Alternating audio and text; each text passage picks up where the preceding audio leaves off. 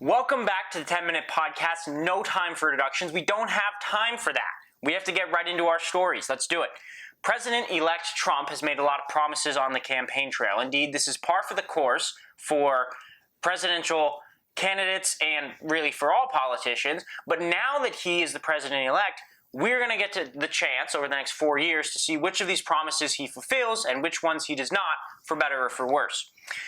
One of these promises, it was going around and looking like Trump's already making headway towards the end of the Israel-Hamas war. According to Newsweek, quote, Hamas calls for immediate end to war after Trump election win. A senior Hamas officer said, quote, the election of Trump as the 47th president of the USA is a private matter for the Americans, but Palestinians look forward to an immediate cessation of the aggression against our people, especially in Gaza, and look for assistance in achieving their legitimate rights of freedom, independence, and the establishment of their independent, self-sovereign state with Jerusalem as its capital.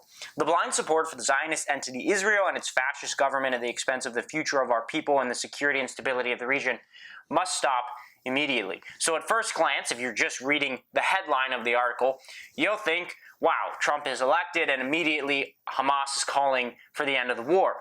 But according to the fact-checking website Verify, that's not quite the case. This article title is a bit misleading.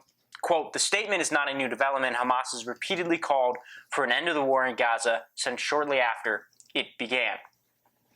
So we'll have to wait and see if President Trump's promise of ending this war, if he's able to fulfill that or not. This is not, it hasn't been done yet, but we'll have to wait and see. Certainly, it's only been a short period of time, and he's not even president yet. All right, let's move on. Trump appoints officers. So Trump has been busy, speaking of him, this last week, appointing members of his cabinet and future officers in his new administration.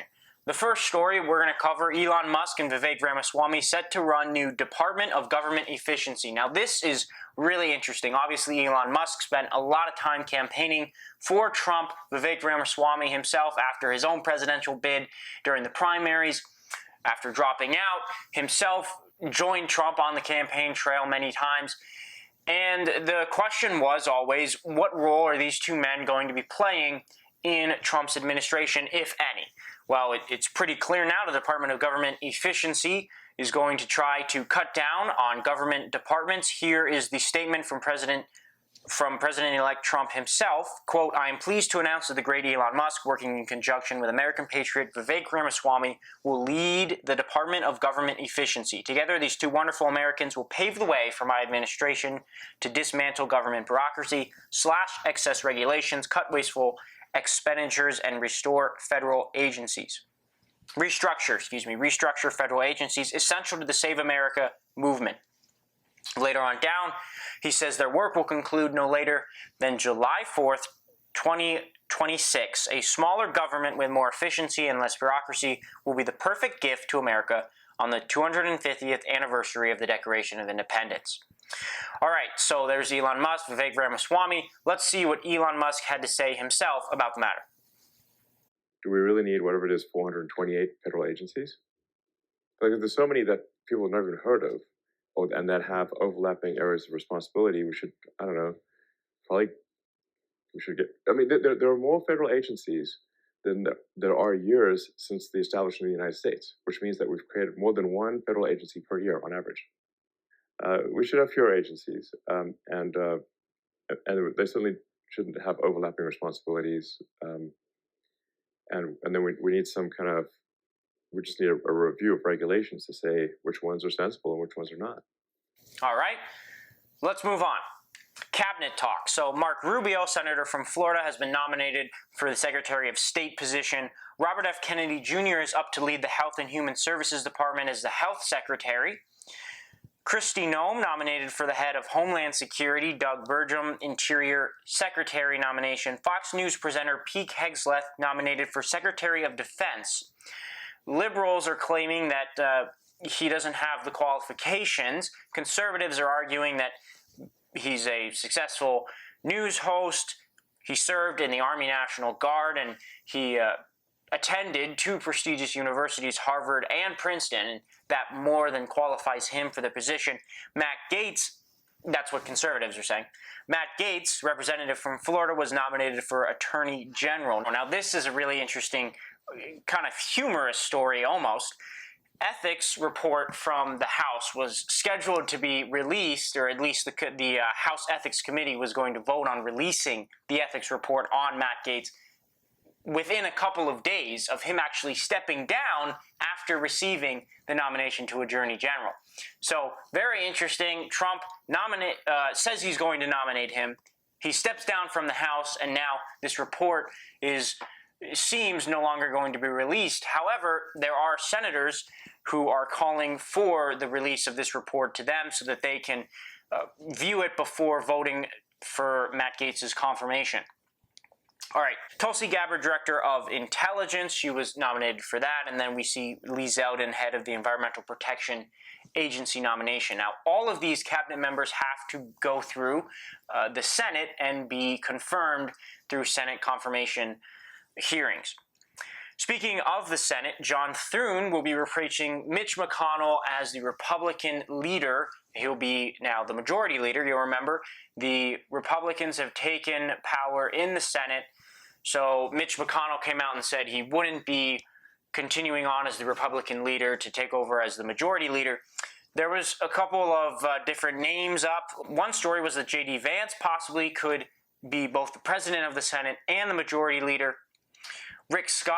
Senator Rick Scott was also in talks to be named the majority leader, but it did go to John Thune, so we'll see what he's able to get done in the Senate over the next 2 to 4 years with the Senate, House, and presidency controlled by his party.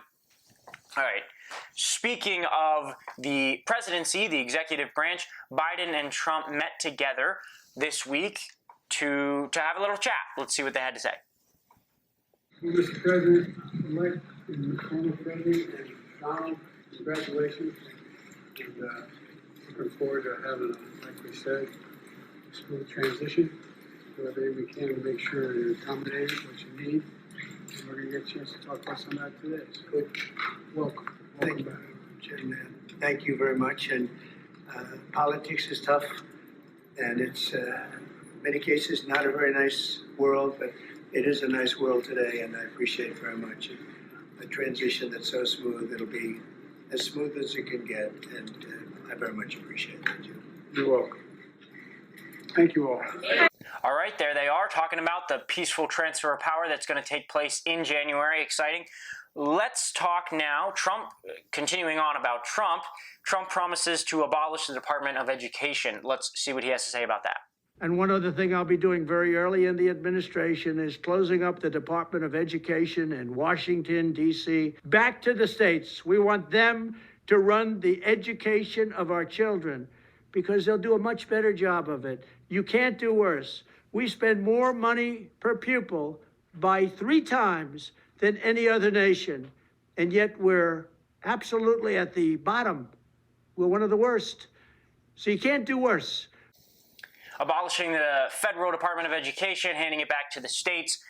Interesting policy promise from Trump. All right, we're going to move on to our final segment of the day, new segment for the show, rapid fire headlines. This is when there are too many headlines to cover that we can't cover them all possibly in detail. So we're going to list the headlines and rapidly go through them for you so that you, on your own, can research the ones that interest you and make sure that you get both sides of the headline in question. So let's get right into it. First headline comes from the New York Times. Republicans win control of House, cementing a GOP trifecta under Trump. Our next headline, Trump execution restart to put Boston Marathon bomber, Charleston church shooter, more killers in hot seat, reports Fox News. CNN to undergo massive layoffs, budget cuts after disappointing election ratings, reports The Washington Times. Congress on track to welcome first transgender member, reports Time Magazine. Beware the trifecta. History shows full control of government is fleeting, reports The New York Times. Pentagon says UFO nearly crashed into commercial airline above New York as bombshell report is released, reports the Daily Mail. Once again, Fox News reporting Latino parents lash out at school board after teacher's racist anti-Trump meltdown in classroom. Schumer urges new Senate GOP majority to embrace bipartisan bills, reports The Hill. That is now Democratic minority leader in the Senate, Chuck Schumer, who you'll remember was the majority leader. Now he's the minority leader pushing for bipartisanship. All right, the last headline, Florida sues FEMA for conspiring to deny disaster relief to Trump supporters, reports the Daily Wire. All right, that ends the rapid fire headline segment, and that ends our time on the 10-minute podcast today. We're out of time. No more. We'd love to cover more stories, but we can't. All right, make sure you subscribe to Politics for Teens. Follow us on all kinds of social media. Leave us a comment down below. Let us know how we're doing on nonpartisan education, and we will see you next time on the 10-minute podcast.